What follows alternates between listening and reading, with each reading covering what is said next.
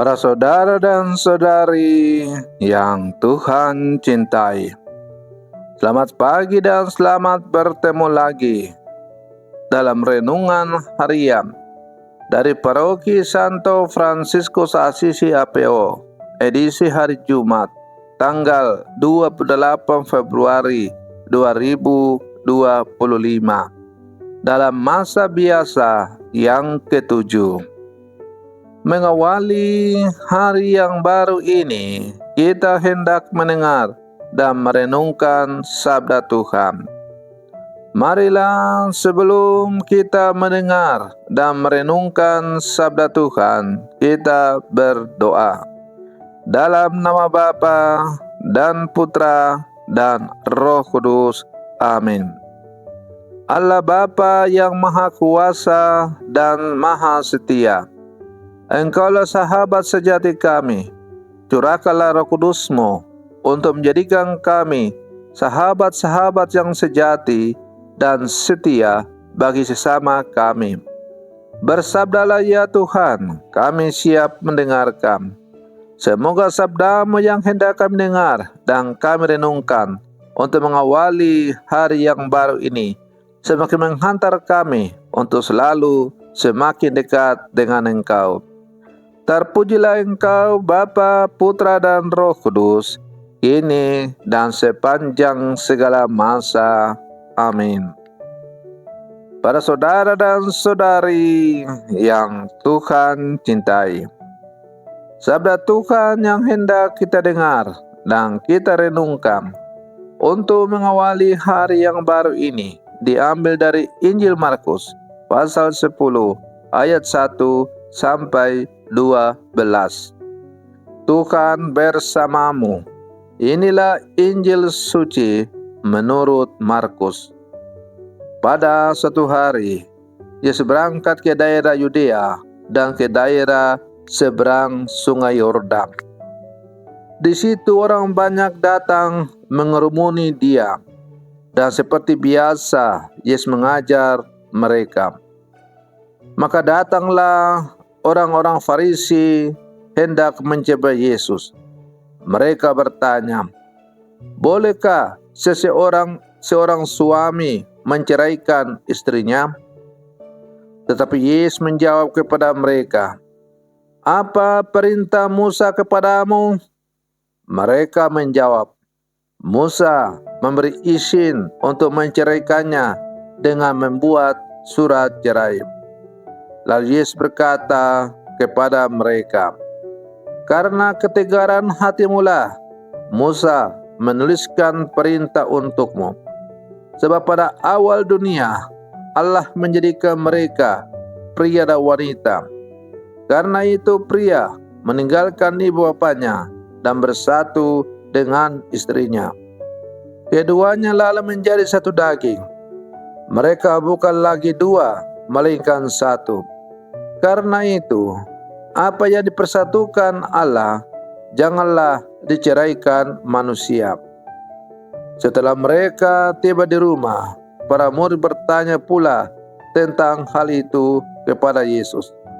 Lalu Yesus berkata kepada mereka, barang siapa menceraikan istrinya lalu kawin dengan wanita lain, ia hidup dalam perzinaan terhadap istrinya itu. Dan jika istrinya menceraikan suaminya lalu kawin dengan pria lain, ia berbuat zina. Demikianlah sabda Tuhan. Para saudara dan saudari yang Tuhan cintai, bacaan Injil yang baru saja kita dengar bersama tidak melulu berbicara tentang perceraian, tetapi justru menekankan aspek kesetiaan.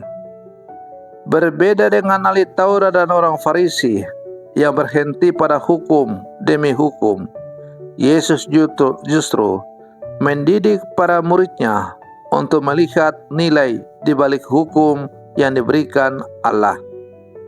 Bahwasanya sejak semula penciptaan laki-laki dan perempuan merupakan penegasan akan kesetiaan dan totalitas sebagai nilai perkawinan.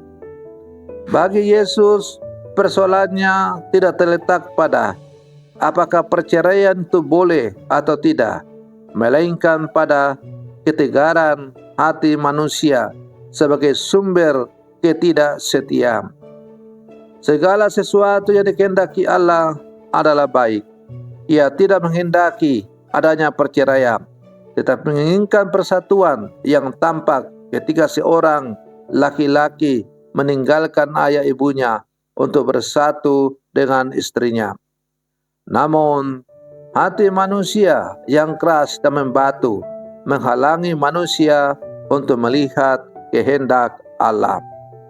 Para saudara dan saudari yang Tuhan cintai, terkadang dalam menjalani kehidupan ini, orang menjadikan hukum, mencari celah hukum demi untuk kesenangan hidupnya. Hidup dalam kesetiaan bukanlah sesuatu yang mudah, tanpa tantangan. Namun iman akan Kristus hendaknya memampukan setiap orang beriman untuk mengupayakan kesetiaan. Tantangan dan godaan merupakan bagian dari proses kesucian. Bagi orang Katolik, kesetiaan pada akhirnya hanya milik Allah. Manusia hanya perlu selalu mengusahakan dan menghidupinya dalam kehidupan keseharian, yang salah satunya terwujud dengan setia pada pasangan hidup yang telah dipilih. Ketika seseorang maju berlangkah bersama, saling menjanjikan hidup semati dalam Tuhan seumur hidup, maka mereka berjanji untuk saling mencintai, saling mengasihi, saling melindungi, baik dalam untung dan malang, waktu sehat maupun waktu sakit. Namun tidak jarang bahwa kata-kata janji perkawinan ini hanya sebatas kata-kata yang diucapkan dalam seremonial ketika menerima sakramen perkawinan, tetapi terkadang mengalami tantangan dalam kehidupan yang nyata sehari-hari. Karena itu, para saudara dan saudari yang Tuhan cintai, sebagai keluarga Katolik, hendaklah selalu sadar akan janji perkawinan. Karena janji perkawinan untuk saling setia satu sama lain melambangkan perjanjian Allah dengan umatnya. Karena Allah sendirilah yang hadir menerima janji perkawinan yang kalian ucapkan itu.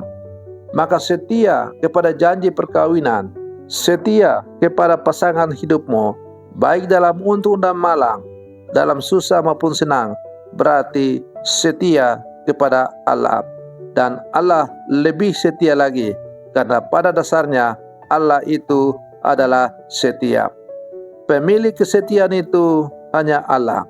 Kita sebagai murid-muridnya, anak-anaknya, boleh mengambil bagian dalam kesetiaan itu dengan selalu berjuang dan mengusahakannya dalam kehidupan kita sehari-hari.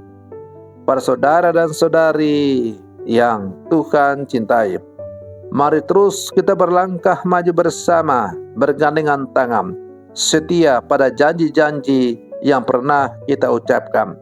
Kalau Bapak Ibu yang membangun hidup berkeluarga pernah menjanjikan hidup semati, baik dalam untung dan malang, maka saya atau kami yang dipanggil oleh Tuhan secara khusus untuk menjadi gembala, kami juga telah berjanji kepada Tuhan di hadapan gerejanya yang kudus, bahwa kami akan setia melayani Tuhan dalam segala situasi, dalam segala pergulatan hidup kami, bahkan harus siap menyerahkan nyawa demi pelayanan kepada Tuhan.